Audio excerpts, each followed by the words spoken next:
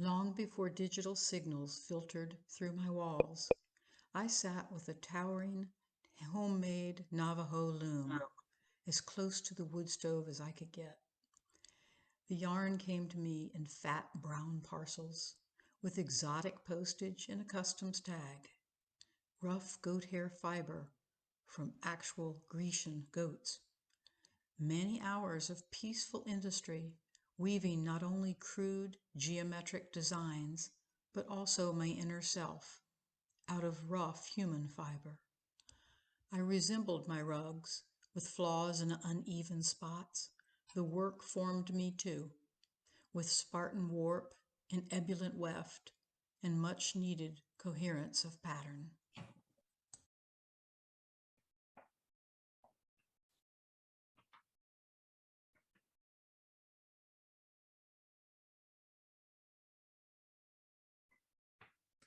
Straw poll. They kept talking about a straw poll, and by talking, I mean sending email messages back and forth for days. I didn't really know what it was, a straw poll, other than they were not referring to a poll made of straw. I sensed it could be an ad hoc, non-binding survey of the group, but I wasn't sure. I had this image of straw, individual pieces of hay from a bale, straying from the bale's binding, scattered across the conference room table, each one fragrant, raspy, and waiting. And then, of course, drinking straws came to mind. Plastic, paper, millennium metal. We, all in a circle, taking turns, selecting a short straw from holes in a pole, like one of those convenience store lollipop displays. I finally inquired, confessed, not with the anxiety of adolescence, a clouded veneer of pretending I have no unanswered questions, not with the toe-numbing fear of uncertainty that any admittance of such ignorance would mark me irrevocably with the glacial permafrost of uncoolness one could never thaw from. Instead, I asked, what exactly is a straw poll? With the no one is born knowing this stuff certainty of middle age, the confidence of more than half a century of breathing, the earned conviction that lifelong learning is not so much a strategic planning document phrase as a meditative mantra.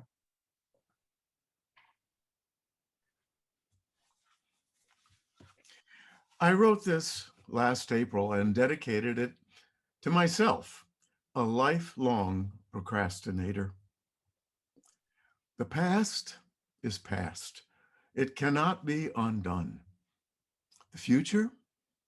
Nothing but conjecture, uncertain and imagined, fear and hope. One really only lives in now, the ever-present, ever-pressing present, the only place where something ever really, truly happens. Behind, ahead, existing not, lie either past's cold ashes or future's faulty fantasies. It's only now that counts, a single point in time that buoys us each along midst an infinitude of rafts simultaneously adrift on this vast sea of space, this marvelously complicated now.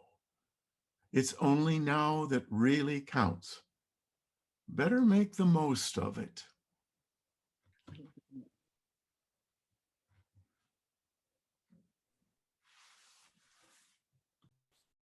Stories from the porch. Summer in middle Iowa produces a, excuse me, dusk both moist and soft. It was safe after supper for a small child to leave her home and walk 2 houses down to the judge's front porch. I remember the cluster of weighted leaves hanging motionless and with the cicadas singing as I made my way to my destination. I loved the adventure, for when I got to the porch, the cicada noise from those leaves diminished. And when I got open the door, I was thrilled. I would sit on a small chair and smell the sweet smoke from his pipe as he talked to his daughter and incidentally to me. The stories were from his judicial past, where he had presided over the Ku Klux Klan in the Midwest.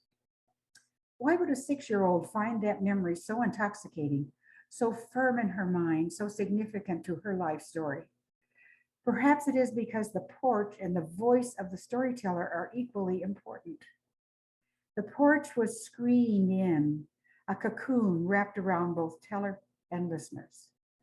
A single street light on the corner provided a warm yellow glow, which was just bright enough to silhouette the faces of the evening visitors, but not bright enough to allow a reading of facial expression. The house itself was a brown stucco, and the door from the porch to the house was always open. I never saw people entering or leaving the house by that door, and yet it provided a gateway which felt safe. Part of the mystery of that humid summer was that I was always the youngest listener on the porch. The judge would sit in a wheelchair facing the street, and though his daughter was with us, I cannot remember her position. I sat in the little chair directly facing the judge, never talking, only listening, but I knew I was valued. The significance of his decisions and the part those decisions played in the history of his country became apparent to me as an adult, where I could recognize the courage that he had exemplified.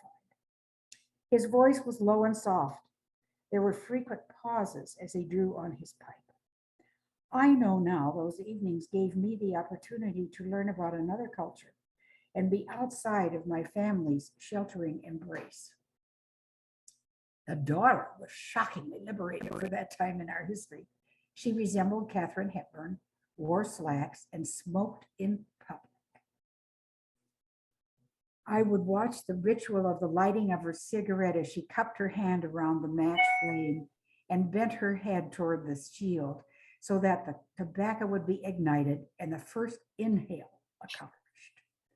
I don't remember that she ever interrupted her father or served lemonade or even opened and closed the door for me, but her presence was palpable. It was as if she embodied her father's intellectual power and perhaps his physical power now that he was in a wheelchair. I was an honored guest, or so it seemed. When the stories ended, it was time to go home. I would dawdle the few yards between our houses, even though it was well past dusk and into the black velvet of the summer night. Now and then the moon was light enough to guide my way, but its absence did not matter. Neighbors, you see, in that day and age, kept their lights on and windows and doors open. I could hear people talking, dishes rattling, radios playing as I left the world of mystery and returned to the world of reality. Often after those storied nights, I would go directly up to bed, where I would lie with my head at the foot of the bed in an attempt to catch any breath of air that might ease into the room. I had had my bedtime story and sleep came easily. I lost the magic of that front porch over the years since my parents moved frequently from one community to another. I was in yet another new school in grade 8, where United States history was a required subject. I was stunned the first day of class when I recognized the teacher to be the judge's daughter. During that year, she gave back those powerful lessons taught so quietly on her father's front porch about the civil rights movement, which as yet did not have a name. The teacher changed my life by introducing me to a world I did not yet know existed, and by instilling in me the absolute and certain belief that prejudice and bigotry are two of the most destructive forces with which we humans struggle. I'm grateful for that gift, which began so quietly those summer nights when the humidity was so high that you could hear the corn growing in the fields. A seed had been planted in me, you see, a seed which has matured and guides me still.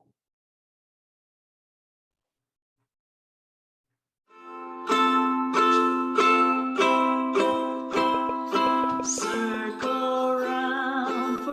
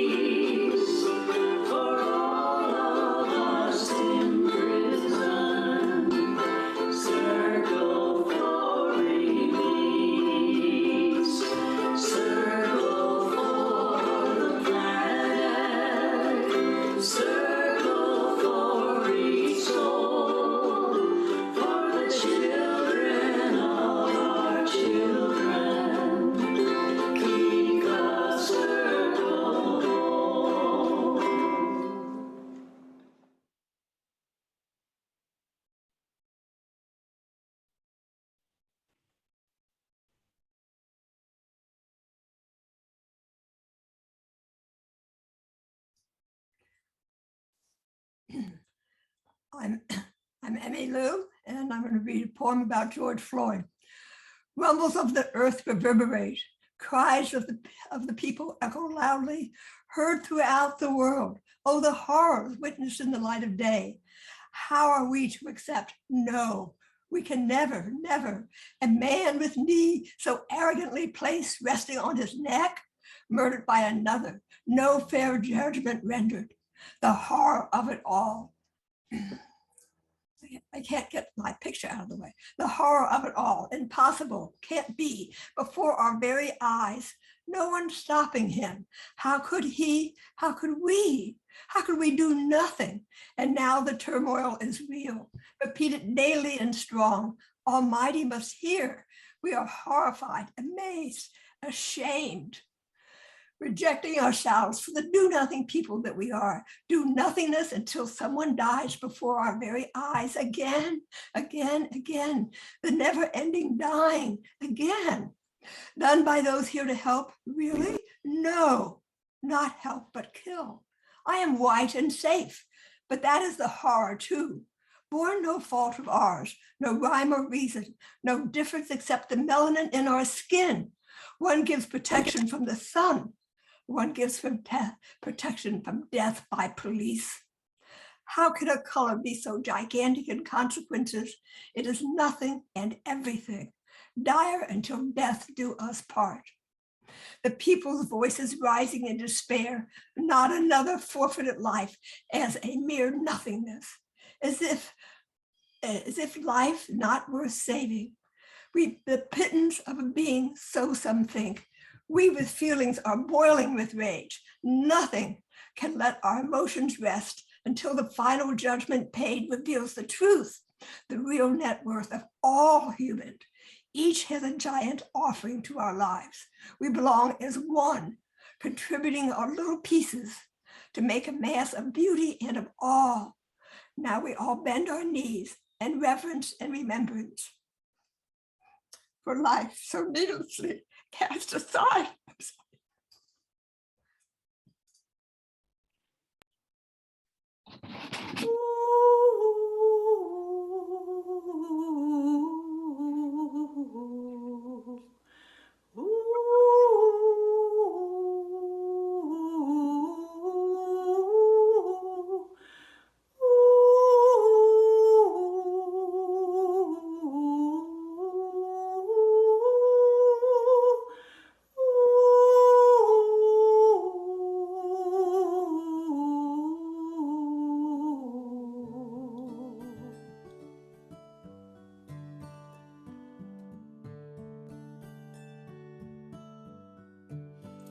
I know this rose will open.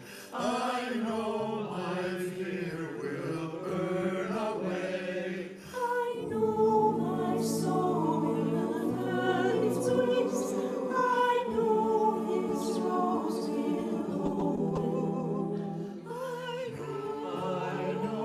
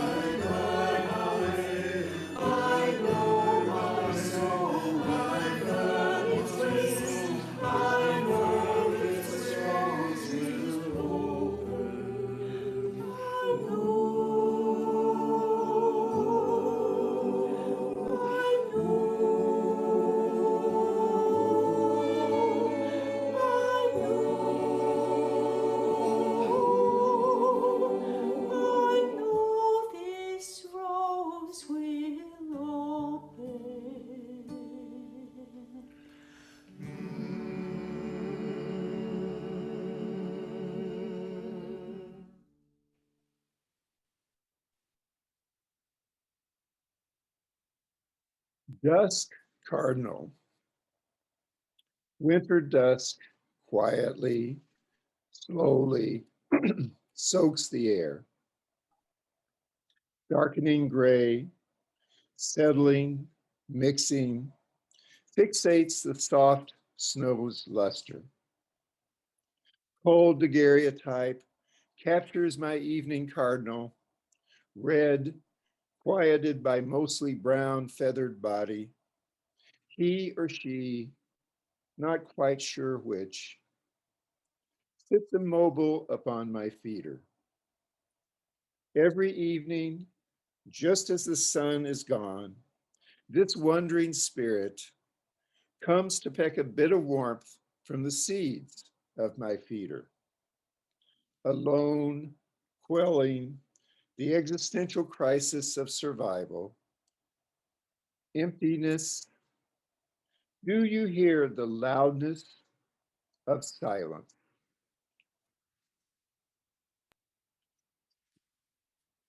Here's the slideshow.